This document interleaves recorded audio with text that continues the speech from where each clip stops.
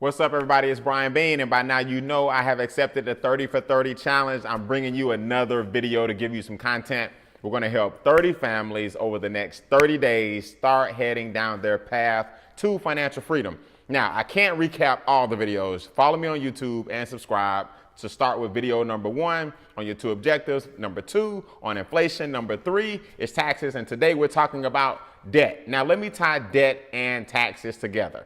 Again, these are 2 of the 4 reasons most people don't succeed financially.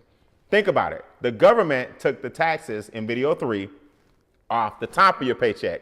So what does that force you to do? It forces you to borrow off the bottom of your paycheck. So most people wonder why they don't have enough money to advance financially. It's because of the debt caused by the actual taxes. In other words, guys, here's a question for you. How much more cash flow would you have every single month if your debt was 0? I'm going to pause. I'm going to take a time out. I want you to think about it. No car notes, no student loans, no mortgage, no credit cards. See, most people think they have an income problem. They don't. They have a cash flow problem. We'll talk about that in another video. But the bottom line is most Americans make enough money. It's just that the government and the banks tricked you into giving it to them.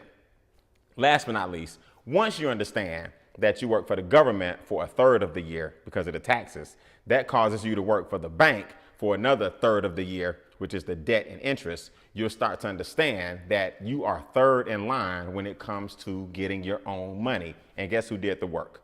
You. Then you understand that interest sends money out into the atmosphere that you'll never, ever, ever get again, that somebody else can borrow and use to pay their car notes, their credit cards, their student loans. Then you'll start to get upset about the amount of debt that you are in. So once you understand what causes your debt, you can fix it.